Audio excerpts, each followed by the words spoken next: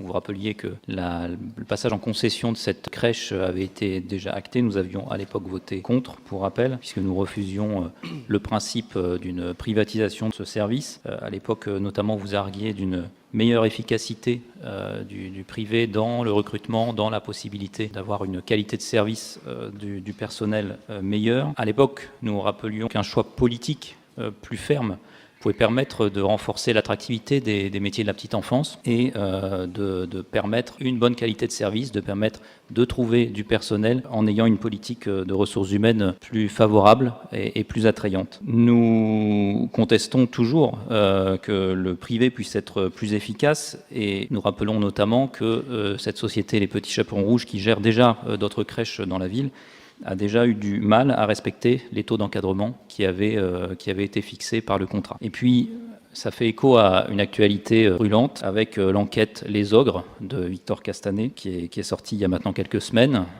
et qui a d'ailleurs été auditionné hier au Sénat. Donc, dans cette enquête, Les Ogres de Victor Castanet est mis en évidence un grand nombre de dysfonctionnements sur les crèches. Notamment sont cités les 2 organismes qui ont proposé des offres pour la délégation de service public de cette crèche. On peut considérer peut-être que le meilleur choix du point de vue de cette enquête était effectivement les Petits Chaperons Rouges, puisque People and Maybe semble encore pire, si je puis dire. En conclusion, nous ne changeons toujours pas d'avis sur le fait que c'était une mauvaise idée de passer cette crèche en délégation de service public, et nous voterons donc contre le choix de ce délégataire. Oui, merci beaucoup. Donc effectivement, je ne suis pas étonnée par votre position puisque vous nous l'aviez déjà soumise.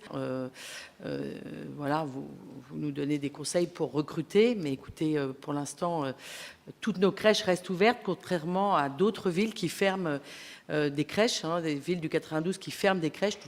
Toutes nos crèches sont ouvertes.